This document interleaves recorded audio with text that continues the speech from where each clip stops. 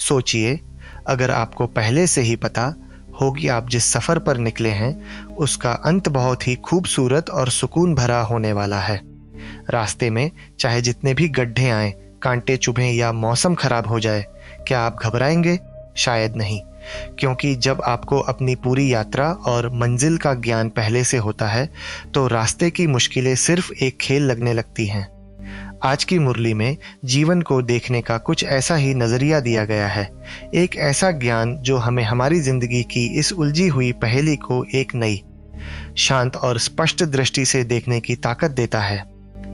आज हम 11 जुलाई की इस मुरली से 10 गहरे बिंदु लेंगे और हर एक को विस्तार से कहानियों और रोज़मर्रा के उदाहरणों के साथ समझेंगे।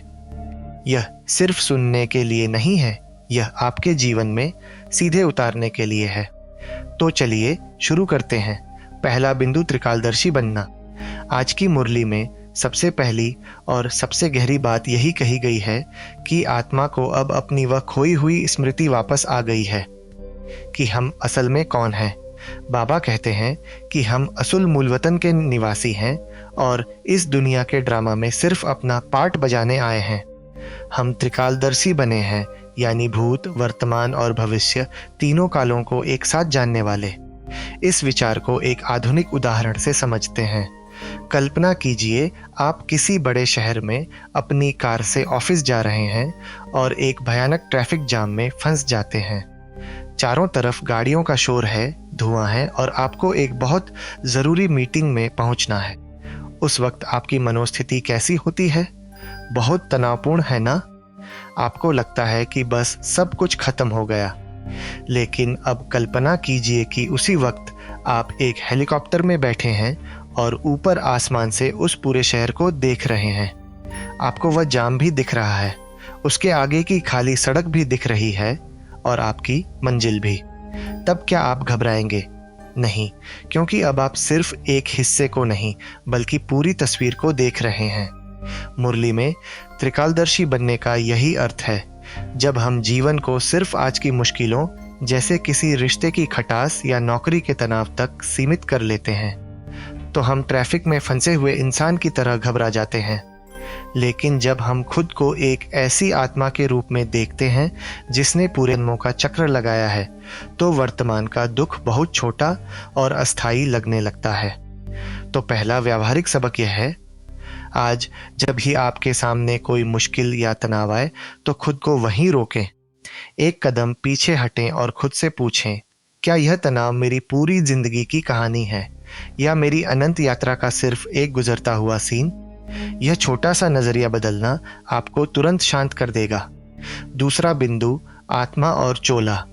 आज की मुरली में एक बहुत स्पष्ट और गहरा अंतर समझाया गया है, देही अभिमानी और देह अभिमानी होने का। बाबा याद दिलाते हैं कि हम आत्माएं निराकारी दुनिया से यहाँ आकर यह शरीर रूपी चोला लेती हैं। जैसे नाटक में एक्टर्स अपना पार्ट बजाने के लिए सिर्फ अपने कपड़े बदलते हैं, वैसे ही हमने भी अलग अलग जन्मों में अलग अलग चोले पहने हैं। इसे एक कहानी से समझते हैं। एक बहुत मशहूर हॉलीवुड अभिनेता था जो मेथड एक्टिंग के लिए जाना जाता था। एक फिल्म में उसे एक बहुत ही दुखी और हारे हुए इंसान का किरदार निभाना था।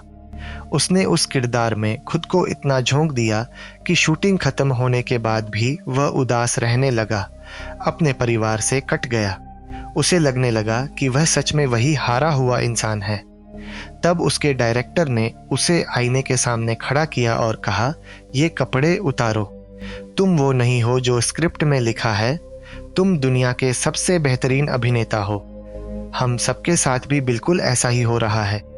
हम इस जीवन के मंच पर आए तो थे एक शानदार पार्ट बजाने, लेकिन हम अपने पद, अपनी कुर्सी, अपने बैंक बैलेंस और इस शरीर को ही अपना असली वजूद मान बैठे हैं। जब ऑफिस में बॉस हमारे काम में कमी निकालता है तो हमें लगता है कि हमारे वजूद पर हमला हो गया। हम आहत हो जाते हैं क्योंकि हम देह अभिमान में हैं।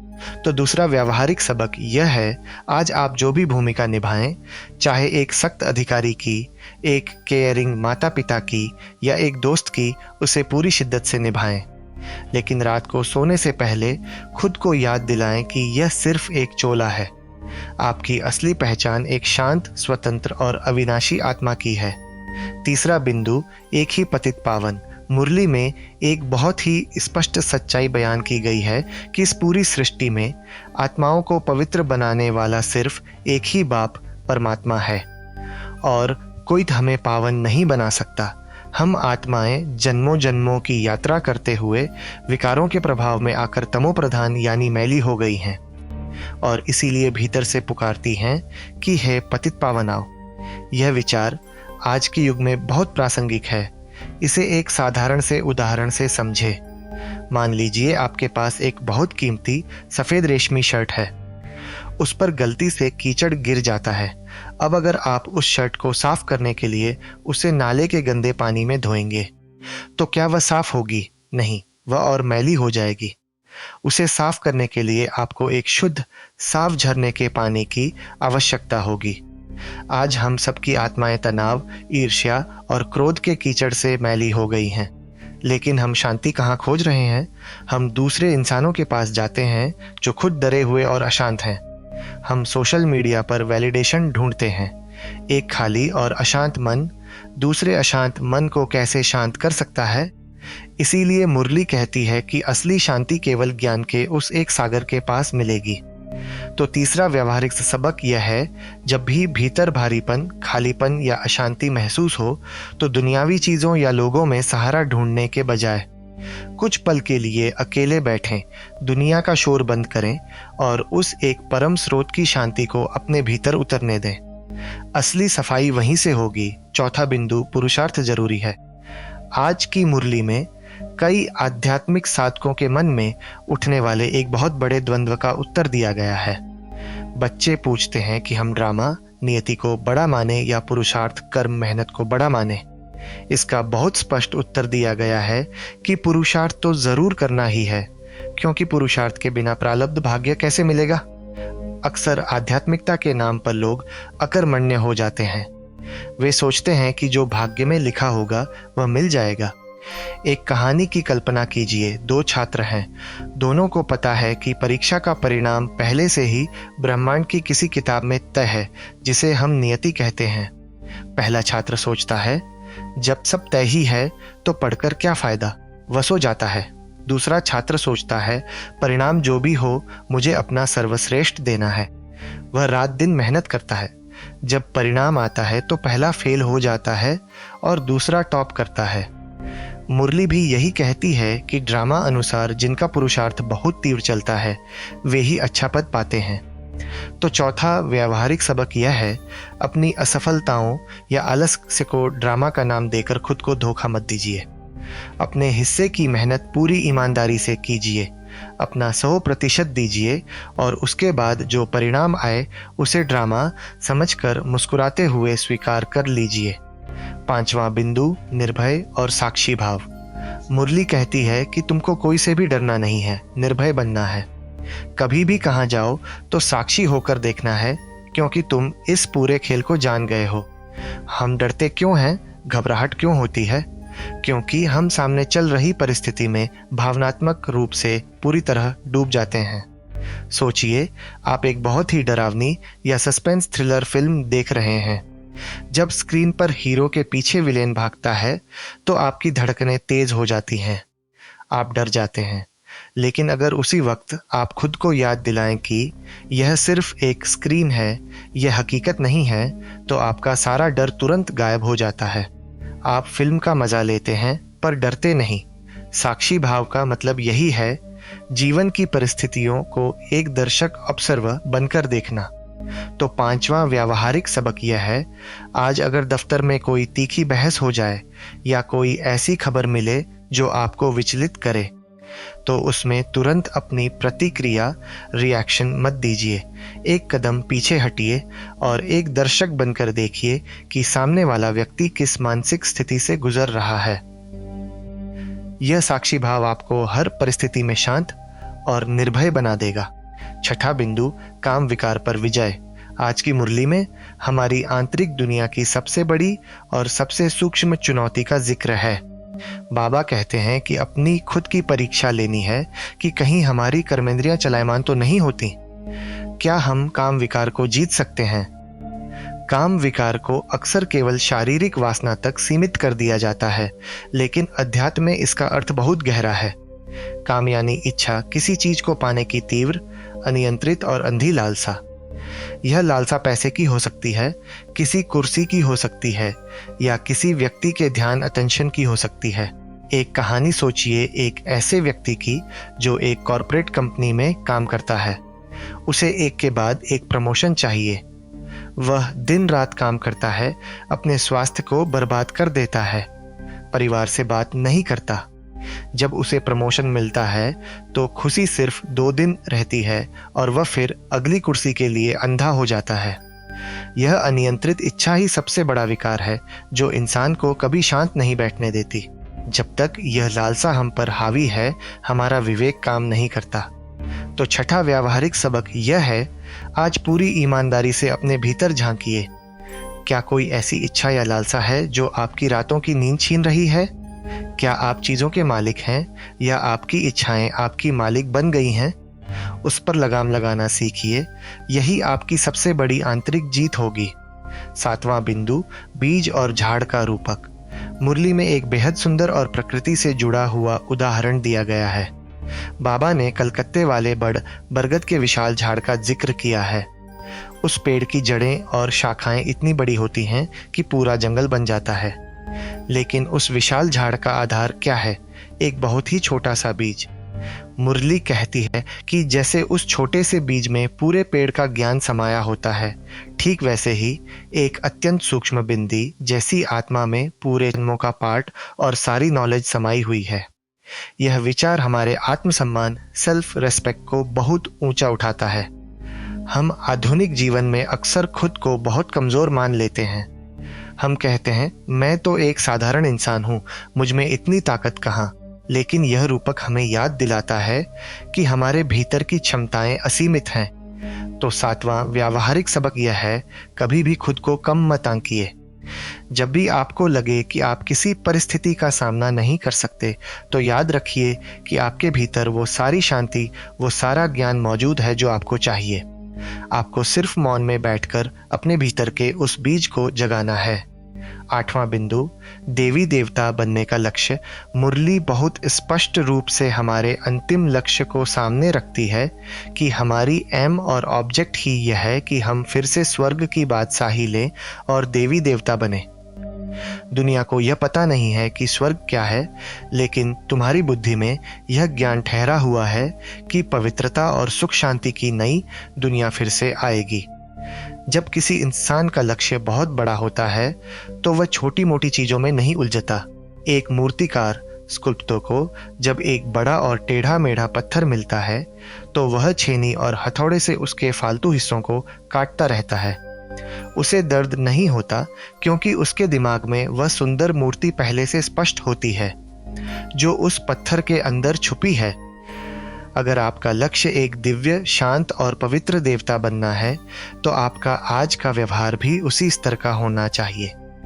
तो 8वां व्यावहारिक सबक यह है, आज जब आप किसी से बात करें या मन में किसी के लिए ईर्ष्या या क्रोध का विचार आए तो खुद से सिर्फ एक सवाल पूछें, क्या यह विचार उस देवी या देवता के योग्य है जो मैं बनने जा रहा हूं? यह एक सवाल आपको हर गलत काम करने से रोक लेगा। 9वां बिंदु, सच्चा सुहाग। आज के वरदान में एक बहुत ही भावुक और गहरी बात कही गई है कि जो आत्माएं किसी भी देहधारी के झुकाव में नहीं आती, जिनके संकल्प और स्वप्न में भी सिर्फ एक बाप रहता है, कोई दूसरा नहीं, उन्हें ही अविनाशी सुहाग, सच्चे सुहाग का तिलक लगता है। इसे मनोविज्ञान की भाषा में भावनात्मक निर्भरता, इमोशनल डिपेंडेंसी कहते हैं। आज हमने अपनी खुशी का रिमोट कंट्रोल दूसरों के हाथों में दे रखा है। किसी ने हमारी तारीफ कर दी तो हम आसमान में उड़ने लगते हैं। किसी ने इग्नोर कर दिया या आलोचना कर दी तो हम डिप्रेशन में चले जाते हैं। यह देहधारियों के प्रभाव में आना है। जब एक कंपास को तूफानी समुद्र में किसी जहाज पर रखा जाता है तो जहाज चाहे कितना भी हिचकोले खाए, कंपास की सुई हमेशा एक ही दिशा, उत्तर में स्थिर रहती है। हमारी चेतना को भी उसी कंपास की तरह होना चाहिए जो सिर्फ उस एक परमात्मा की ओर स्थिर रहे। तो 9वां व्यावहारिक सबक यह है, अपनी आंतरिक खुशी और अपने आत्मसम्मान को इंसानों की राय से आज़ाद कर दीजिए। जब आपकी भावनाएं सिर्फ उस एक परमात्मा की याद से जुड़ी होंगी, तो दुनिया का कोई भी इंसान आपका मूड खराब नहीं कर पाएगा। 10वां बिंदु, अंतर्मुखी बनकर बाह्यमुखी बनना। अंत में स्लोगन और अव्यक्त इशारे हमें एक बहुत ही शक्तिशाली अभ्यास देते हैं। अपनी श्रेष्ठ स्थिति बनानी है तो पहले अंतर्मुखी बनो और फिर बाध्यमुक्ता में आओ। और इस याद को एक ज्वाला स्वरूप स्थिति बनाना है जहां सब कुछ पुराना भस्म हो जाए। हम आज बहुत रिएक्टिव जीवन जी रहे हैं। फोन बजा, हमने उठा लिया। किसी ने कुछ कहा, हमने तुरंत जवाब दे दिया। हम पूरी तरह से बाह्यमुखी हैं। एक कछुए को देखिए, जब उसे चलना होता है तो वह अपने अंग बाहर निकालता है, लेकिन जैसे ही उसे आराम करना होता है या खतरा महसूस होता है, वह तुरंत अपनी ढाल शेल के भीतर चला जाता है। तो 10वां और अंतिम व्यावहारिक सबक यह है, आज दिन भर में जब भी आप कोई नया काम शुरू करें, कोई फ़ोन उठाएं या किसी से मिलने जाएं, सिर्फ 60 सेकंड के लिए रुकें। अपनी आंखें बंद करें, बाहरी दुनिया से कटकर अपने भीतर जाएं, अंतर्मुखी बने, अपनी शांति को महसूस करें और फिर आंखें खोलकर बाहर आएं। आप देखेंगे कि आपके हर काम में एक अलौकिक शक्ति और ठहराव आ जाएगा। तो यह थे आज की मुरली के वे 10 गहरे और जीवन बदलने वाले बिंदु। त्रिकालदर्शी नजरिए से जिंदगी को देखना, शरीर को सिर्फ एक चोला समझना, केवल परमात्मा को अपना पावन करने वाला मानना, ड्रामा के साथ साथ सच्चा पुरुषार्थ करना, हर परिस्थिति को साक्षी होकर देखना, अपनी अनियंत्रित इच्छाओं काम विकार पर विजय पाना, खुद को एक ज्ञान से भरे बीज के रूप में पहचानना, देवी देवता बनने का सर्वोच्च लक्ष्य याद रखना, अपनी खुशी के लिए इंसानों पर नहीं बल्कि परमात्मा पर निर्भर रहना और हर काम से पहले अंतर्मुखी होने का अभ्यास करना। यह सारी बातें सिर्फ सुनने के लिए नहीं है, यह एक नक्शा है जो आपको उस शांति तक ले जाएगा जिसे आप सालों से बाहर खोज रहे हैं। आज इनमें से सिर्फ कोई एक बात चुनिए। शायद आज आप साक्षी भाव का अभ्यास करें या फिर किसी भी काम से पहले 6 सेकंड अंतर्मुखी होने का नियम बनाएं और उसे आज ही अपने जीवन में उतारिए। अगर आपको आज की यह मुरली चर्चा गहरी और उपयोगी लगी हो तो इसे लाइक करें और अपने परिवार तथा साथियों के साथ शेयर करें ताकि वे भी इस शोर शराबे वाली दुनिया में इन बातों से कुछ शांति पा सकें। कमेंट में बताएं आज के इन 10 बिंदुओं में से कौन सी बात आपको सबसे ज्यादा छू गई। हर दिन ऐसी ही गहरी, विस्तृत और व्यावहारिक मुरली चर्चा के लिए चैनल को सब्सक्राइब करना न भूलें और बेल आइकॉन जरूर दबाएं ताकि कल का अगला एपिसोड आपसे न छूटे। ओम शांति।